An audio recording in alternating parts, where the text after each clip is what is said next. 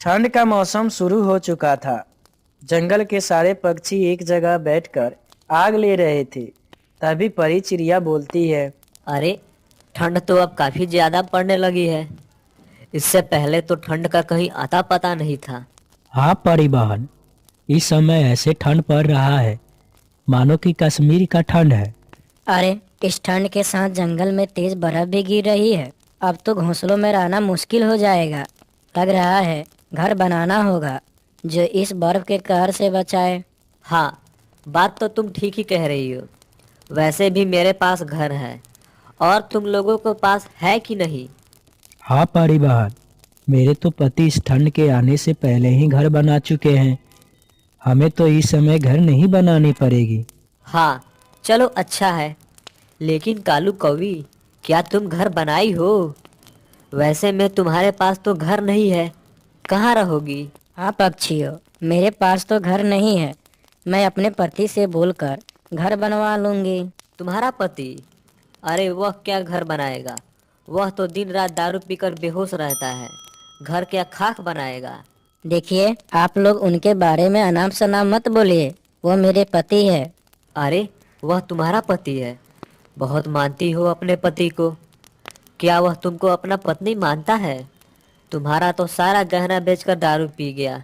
ना जाने इस समय वह किस हाल में होगा। बेचारी कालू कवि अपने पति की शिकायत सुनकर वहां से चली जाती है। घर जाकर वह अपने पति कालू कौवा को खोजने लगती है।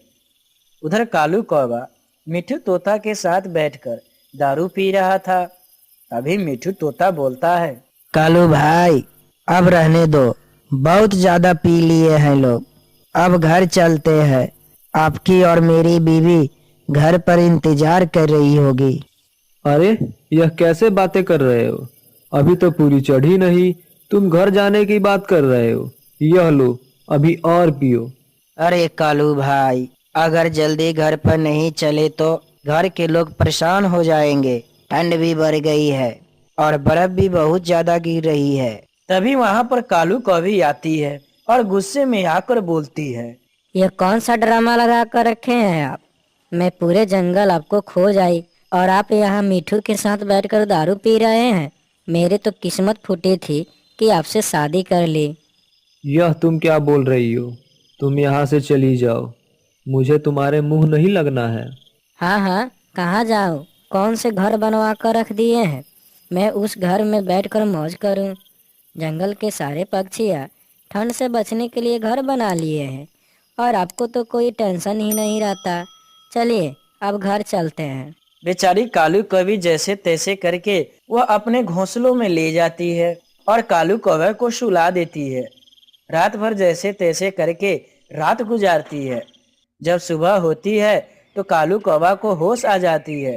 तभी वो पूछता है। मैं यहाँ पर कैसे आया? मैं तो जंगल में मिठू तोता के पास था। आपको तो कुछ पता ही नहीं होता। ना जाने आप कब अपना जिम्मेवारी को समझेंगे। अगर आप ऐसे ही करते रहे तो मैं एक दिन घर छोड़कर चली जाऊंगी। फिर करते रहना जो दिल में आए। बेचारा कालू कौवा को अपने गलती का बहुत अफसोस होता है। वह तुरंत जंगल के पहाड़ों में जाता है और वहां से कुछ लकड़ियां काट कर लाता है और अपने घर बनाने लगता है। धीरे धीरे उसका घर बनकर तैयार हो जाता है। यह देखकर कालू कौवी बहुत खुश हो जाती है। देखो कौवी, अपना घर बनकर तैयार हो गया है। अब मैं अपनी जिम्मेदारी समझ चुका हूँ। आज के बाद से मैं कभी दारू को हाथ नहीं लगाऊंगा।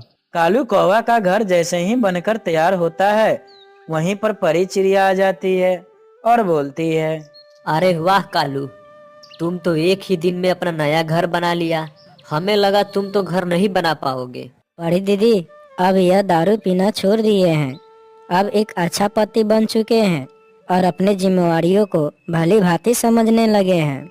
चलो, बहुत अच्छा हुआ जो अपना जिम्मेदारी को समझ लिया। आज के बाद से तुम्हारी तो जिंदगी स्वर्ग बन गई। चलो अब मैं चलती हूँ। तुम लोग इस ठंड में अपने घर में रहो।